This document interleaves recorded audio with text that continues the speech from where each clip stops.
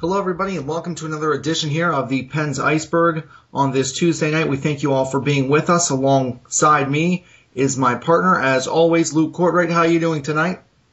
Doing great. Always excited after a tight Penguins win. Absolutely, always exciting after a Penguins win. I, of course, am your host, Casey Stamp. Got a great show for you tonight. Going to have some analysis of the Pens Blackhawks game.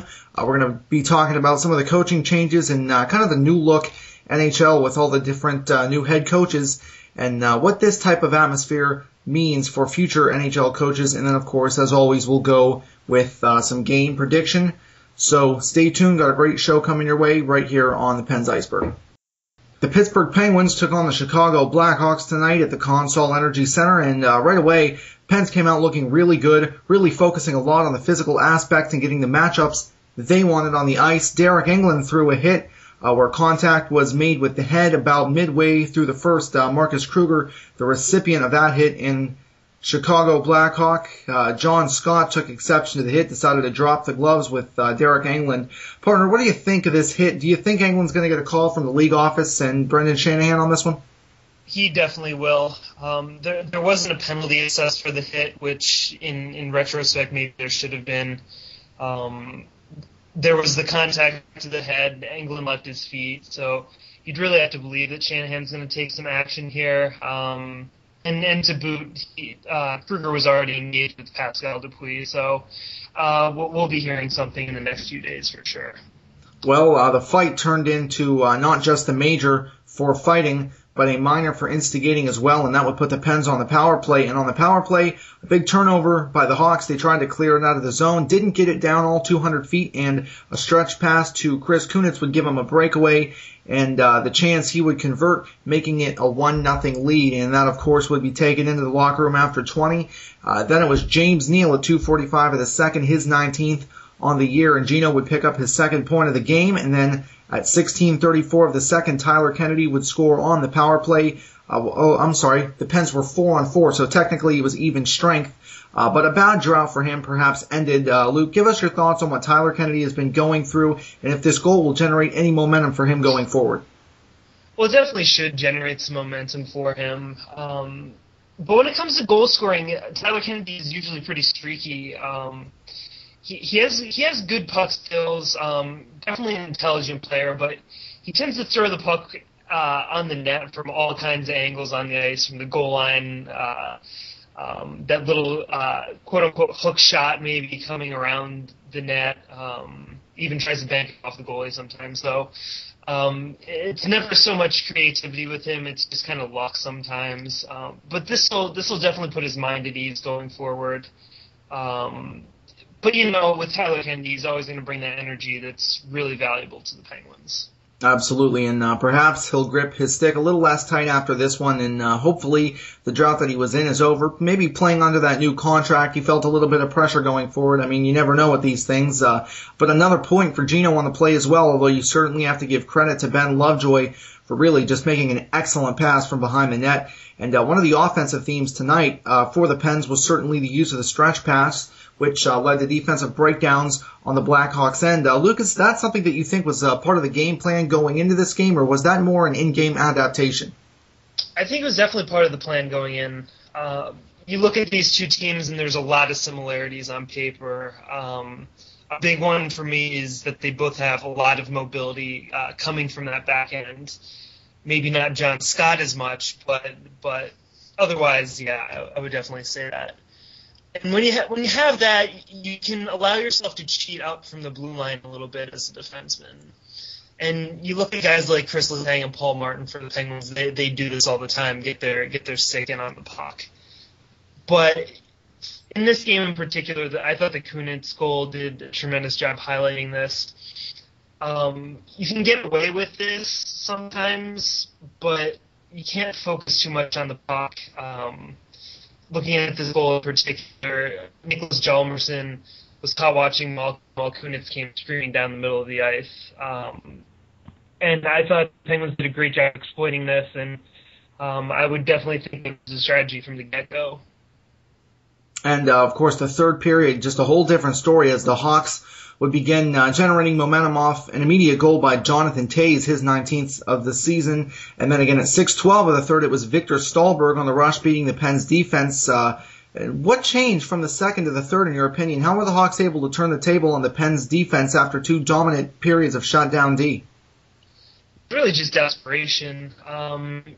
It was a complete reversal of the roles from the beginning of the game. Very, very similar goals there.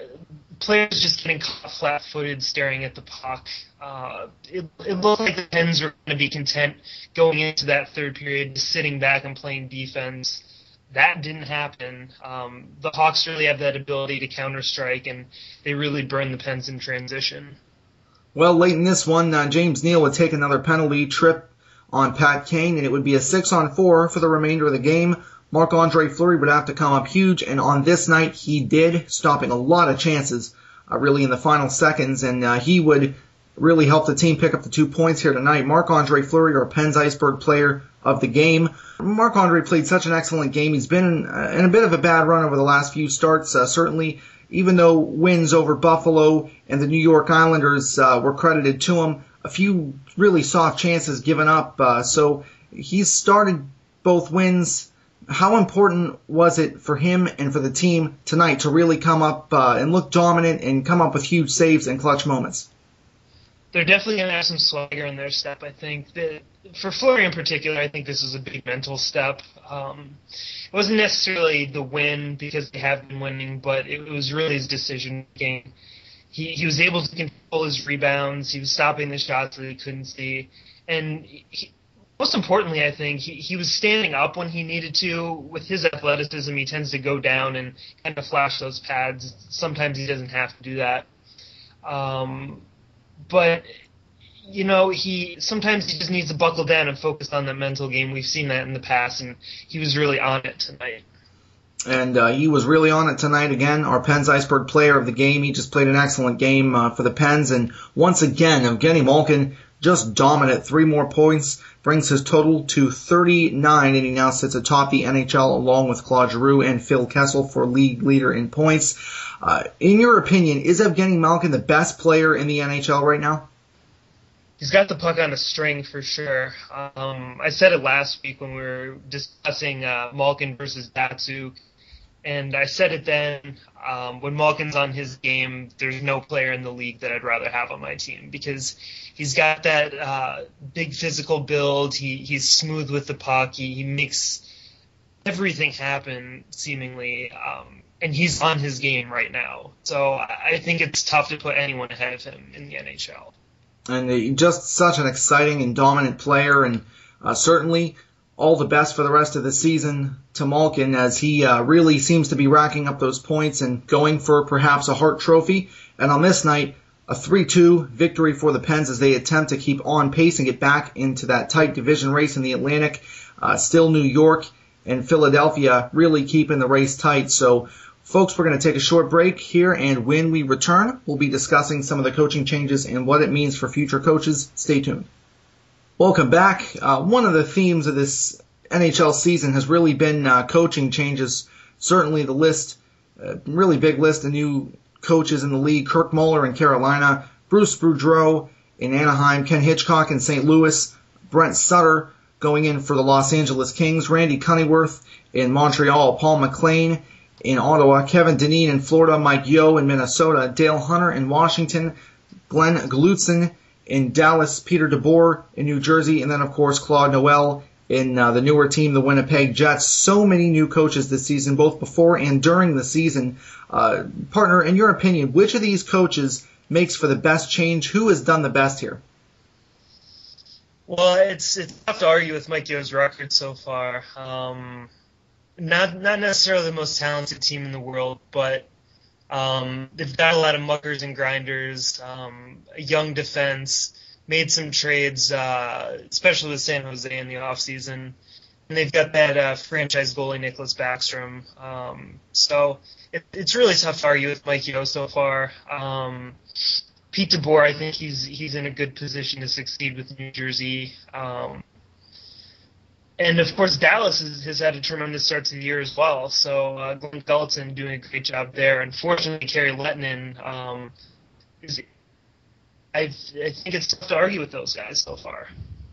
And Mike Yeo, former coaching staff of the Pittsburgh Penguins, and one of the main slogans was kind of blame Yeo when he was with the Pens. Certainly he's done a fantastic job there as the head coach in Minnesota. And it really makes you think when you see all these coaching changes, especially midseason, guys like Lindy Ruff, Barry Trotz, who have really been around for the long haul. It really makes you appreciate what a good job guys like that have done. But in this new day and age, with this new kind of mindset that the NHL seems to be taking and general managers and ownership seem to be taking across the league, do guys like Barry Trotz and Lindy Ruff and Joe Quenneville, do they play by the same rules? Is it a results-driven game for them as well, where if they were to go on, say, a bad stretch or have a bad start to a season, they could potentially be out as well?